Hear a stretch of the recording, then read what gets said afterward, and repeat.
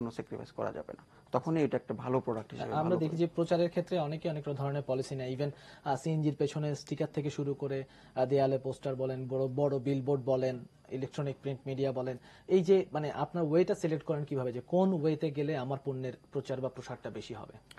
এটা ডিপেন্ড করে সেগমেন্টের উপরে, যে আসলে প্রোডাক্টটা কোন সেগমেন্টের জন্য, আচ্ছা তারা কি পছন্দ করে। আচ্ছা, সেক্ষেত্রে কি আপনারা গ্রাহকদেরকে ভাগ করছেন যে কোন কোন হ্যাঁ, লেভেলে? ডেফিনেটলি।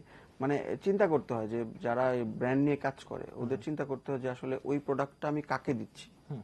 এখন আমি হয়তো একটা প্রোডাক্ট নিচ্ছি যেটা হয়তো ওই ভিলেজ এরিয়াতে চলবে, তো ওইখানে যদি আমি ওই ফ্লেভার না রাখি তাহলে কিন্তু ওরা নিবে না। আচ্ছা, কারণ গ্রামের লোকজন যে ফ্লেভার পছন্দ করে, শহর মফস্বলের ওরা পছন্দ ওই টেস্টটা ওদের নেই। আবার শহরে যেটা ওইটা আবার আমি যদি ভিলেজ ফ্লেভার দিই তাহলে চলবে না। তো ফার্স্ট টাইম আমাকে মানে সেগমেন্টটা ভাগ করে নিতে হবে যে ওইটা কার জন্য কাকে দিচ্ছি, তারপর সে অনুযায়ী কাজ করতে হবে যে আসলে ওই গ্রামের লোকটাকে আমি যে জিনিসটা দিচ্ছি ও কিভাবে ওই জিনিসটা নেয়। ওটার জন্য একটা স্টাডিজ ব্যাপার আছে, স্টাডি করতে হয় যে আসলে আমি একটা লুঙ্গি সেল করছি গ্রামের লোককে, ও আসলে ওইটা কি মানে কি জন্য পরে। গ্রামে হয়তো একজন লোক সারাদিনই একটা লুঙ্গি পরে, ঢাকায় কিন্তু সারাদিন হয়তো পরে না। সো ওদেরকে কিভাবে দিতে হবে ওইটা আমাকে ওই আগেই চিন্তা করতে হবে যে আসলে আমি কি কি করে ব্র্যান্ডিংটা করব, কি করে ওই প্রোডাক্টটা তাকে দিব। তো সেগমেন্ট ভাগ করে আমার ব্র্যান্ডিংটা করতে হবে। তো এখানে মানে প্রোডাক্টই বলে দিবে যে আমাকে কি করতে হবে। ওখানে আসলে এরকম ইয়ের কিছু নাই যে আসলে আমি কি করব জানি না, তা না। প্রোডাক্ট আমি কার জন্য করছি এটা তো ফিক্সড, আমি একটা প্রোডাক্ট করছি এটা কার জন্য দিব এটা সবাই জানে যে আমি এটা করছি ওই অমুক সেগমেন্টের জন্য। সো ওরা কি চায় সেই জিনিসটা নিয়ে আমি যদি কাজ করি তাহলে ওদের ব্র্যান্ডিংটা হয়ে যাচ্ছে। আচ্ছা, আমরা আমাদের দেশটাকে যদি পার্শ্ববর্তী অন্যান্য দেশগুলোর সাথে কম্পেয়ার করি, ওরা কিন্তু দেখি যে বিভিন্ন জায়গায় এক ধরনের আইকন তৈরি করে নিজেদের জন্য। যেমন ভোডাফোনের ক্ষেত্রে আমরা দেখি যে এক ধরনের ওরা নিজস্ব একটা জিনিস তৈরি করেছে, যেটা দিয়ে ওরা নিজেদের আইডেন্টিটি ক্রিয়েট করেছে। আমাদের দেশে চলছে ব্র্যান্ডিংটা ঠিক আছে, কিন্তু সেই রকম ভাবে জায়গাটা আমরা দেখছি না কেন এখনো? এটা আসলে কি আমাদের রিসোর্সের অভাব আমি মনে করি। আমরা আসলে মানে আপনি যদি দেখেন যে আমাদের কিন্তু দেশে ওই রকম রিসার্চ সেন্টারও নাই ব্র্যান্ডিং নিয়ে কাজ করে বা ব্র্যান্ডিং ব্যাপারটা নিয়ে শিখবে, ওরকম কিছু খুব একটা নাই। যেগুলো আছে খুবই কম।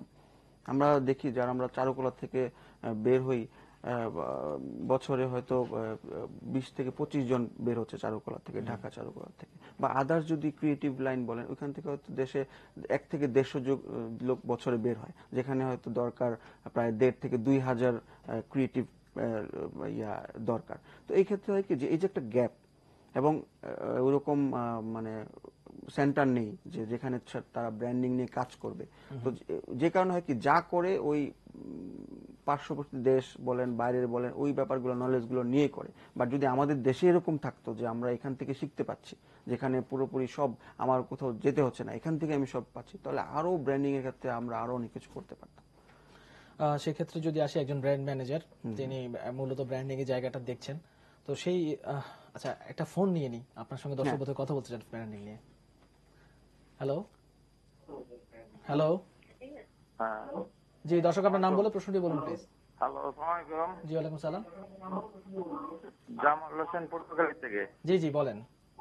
হ্যাঁ খালেদ, আমি তোমার চাচা শ্বশুর পর্তুগালি থেকে। আচ্ছা, ঠিক আছে, ভালো। জি আচ্ছা, তোমার এই টিভিতে দেখতে পাইতেছি। জি কেমন লাগছে যে ব্র্যান্ডিং, ব্র্যান্ড ভ্যালু নিয়ে আমরা কথা বলছিলাম, খালেদ নিজের একটা ব্র্যান্ড তৈরি করেছেন, এই জায়গাটাতে এসেছেন, কেমন লাগছে তাকে দেখে? হ্যাঁ, ভালো লাগতেছে। ভিলেজ এবং ওই শহর নিয়ে যখন কথা বলতেছে তখন খুব ভালো লাগতেছে। আসলে মানে যারা রাজধানীতে থাকে তারা ভিলেজ নিয়ে কথা বলে, খুব ভালো লাগতেছে আর কি। জি, থ্যাংক ইউ সো মাচ আমাদের সঙ্গে যোগ দেওয়ার জন্য। এই যে শুধুমাত্র পণ্যের নয়, মানুষেরও যে ব্র্যান্ডিং ক্রিয়েট হয় সেটা এখন আমরা বুঝতে পারলাম।